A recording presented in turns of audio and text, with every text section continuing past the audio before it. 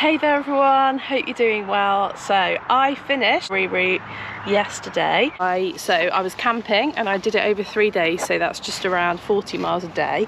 And I thought I'd just speak a little bit about how it was, because I've already had questions about the route, the bike, the setup, all of that stuff.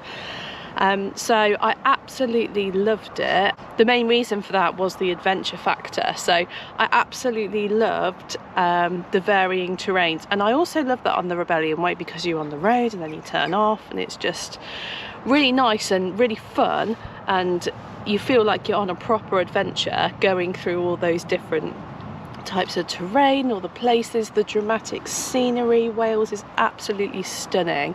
It really delivers on those amazing views. I got lucky with the weather, so it was the forecast was looking to be terrible on day 2 with rain all day, but actually it only drizzled, so I was pretty lucky.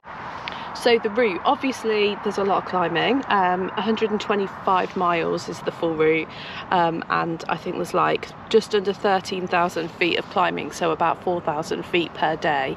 So if you think for every 10 miles you're riding, you've got about 1,000 feet of climbing. Some of the climbs are nice steady gradients, but a lot are not, and that's where the mountain bike kind of comes into it. Obviously Cycling UK recommend that the ideal bike for this route is a hardtail mountain bike, and that's mainly due to the gearing, because some of the sections are so steep. Obviously I rode this on a fully laden gravel bike. I was camping, so I was carrying camping kit. I have a lightweight setup for camping, but obviously still you've got that extra weight to carry. So that makes it obviously harder when you hit the off-road sections, just with the way the bike handles with kit on, and also with the steep gradients. So I think with a gravel bike it did just mean that you have that extra bit of hiker bike. I'm a rider with, I would say, probably less than mediocre off-road skills. I can do it. I'm not the most confident, but I give it a go, and I don't mind getting off. If I don't like something, I'll quite happily get off and walk it. No ego, you know, I'll just do that. I'll just do what I have to do to keep myself comfortable. So yeah, there was probably a bit more hiker bike on a gravel bike, but it is totally achievable. There's also lots of like quiet lanes, little sections, and of course the gravel bike rolls really nicely on that, so it favours it. So it's kind of a pro and con. I mean, for me, I wanted to ride this route. I don't have a mountain bike at the moment, so that was it for me. Decision made. I passed I think 2 groups of riders, so a couple who were on a mountain bike setup with kit. They had kit on there, didn't look like camping, and then a whole group of around 8 riders who were all on gravel bikes with like a lightweight touring system, so like a saddlebag or a handlebar bag, so just enough kit for overnight, and they were all on gravel bikes. So yeah, totally achievable on a gravel bike. You just need to be prepared for a little extra hiker bike. So camping, I camped for 2 nights, and then when I got to Conwy I had a hotel. Night 1 I stayed at an awesome campsite called Bike Ranch Snowdonia. So I think that was 40 miles into the route, and it was great because it's got all the facilities that you need. It's got a secure bike lockup, showers, toilets, and a lovely little like shelter area that they'd made for people camping, where you can sit and cook and have your breakfast. I put my tent there to dry in the morning because it got wet overnight. So all those little things that when you're camping just make it so much easier. I did watch another video saying that they found wild camping spots hard to find, but I saw lots of potential great little wild camping spots. Of course in Wales wild camping is not legal, so take that as you wish, at your discretion. One rule: campsite or not, leave no trace. Take everything with you, and if there's any extra like litter or anything that you can take, pick that up and take it with you too. Just do the right thing, guys.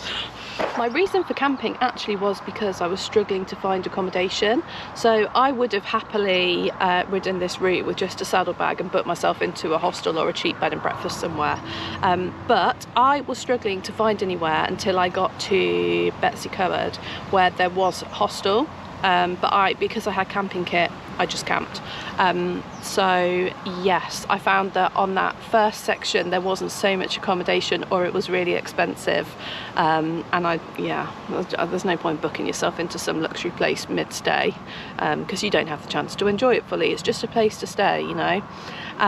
Yeah, so I cooked on that first evening at Bike Ranch, and then the second evening when I got to Betws-y-Coed, I went to the awesome pizza place. Absolutely loved that pizza place, and that motivated me through the day. So yeah, all good. In terms of terrain, it's a real mixed bag. So lanes, gravel tracks, that lovely fine gravel, you've got the chunkier gravel, you've got slate trails, there's rocky sections which I chose not to ride. Even if I was on a mountain bike, I wouldn't have ridden them. There's probably riders with a lot better mountain bike skill than me. You might ride it, most of it, but yeah, every day there were hiker bike sections. There was also a really confusing section that I got to where there was steps down, and quite a lot of steps down to carry a bike, and I sort of puzzled for a bit, like, is this right? It was right. I carried it down and then yeah, continued. The hardest bit for me was that last 10 miles. So you've got basically 5 miles of climbing and then 5 miles of descending. But a lot of it was like ride for a bit, get off, ride up for a bit, get off, gate. Lots of like stopping, so it is really slow going.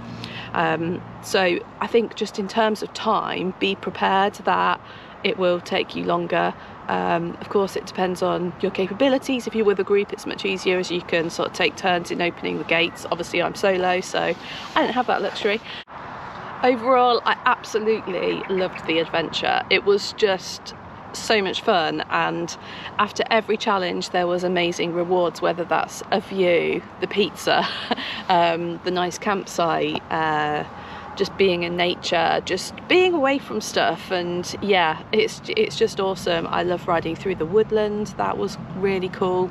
I did actually, just to mention on the route where from Betws-y-Coed, I actually missed a section out, the bit that kind of, there's like a big loop and then it kind of comes back on yourself, and at that point I'd had 2 punctures earlier that day, time was getting on, pizza was calling. So many mentions of pizza. I'm not sponsored by them, honestly, it's just the pizza is awesome there. Yeah, so I cut that bit out, and the guys that I met earlier that day said that it was actually like lots of hiker bike stuff, so hey, you know, I missed that little section. Yeah, so if you are looking for an adventure, I definitely would recommend this route. It's tough, but it's totally doable. I rode it over 3 days. For me, that was the perfect distance of breaking it up. And yeah, so there we go. Another question about a one-way route is logistics. So obviously you have to get to the start and home from the finish. I looked at driving to the start and then getting the train back to the start, but I actually found that the best option for me was to drive to Shrewsbury, find a parking space there. So I booked that through my parking space, just park one of those sites, and it was really reasonable. So I've left my car there, and I got a train to the start at a place I can't pronounce.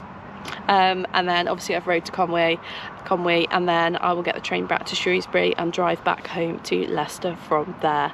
It was a 1 hour train journey to the start, and it'll be a 2 hour train journey back to Shrewsbury from here, and then I think it's like an hour and a half drive back to my home, and I am looking forward to my own bed. That will be absolutely amazing. I'm obviously going to have a lot of kit to sort. My tent's wet and it's in my handlebar bag, so I'll have to get that out for a good drying session.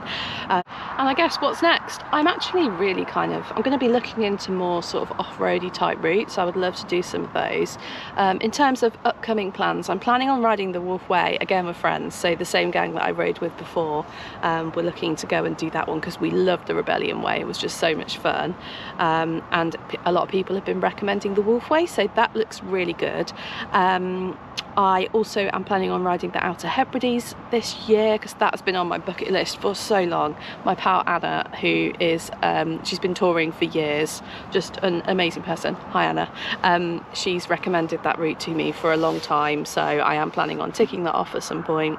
And Anna also mentioned about the Badger Divide. That's been on our list for a little while, and the King Alfred's Way. So yeah, if you've done any of those routes, you know, tell me about them. How were they? Love to hear it. Otherwise, I'm gonna now sort of start waking my way home. Yeah, but I am feeling good. I'm feeling happy with my ride. I really enjoyed the adventure, and I hope you really enjoyed the video that I posted about it. Yeah, so take care everyone. Thanks so much for your support, and see you next time.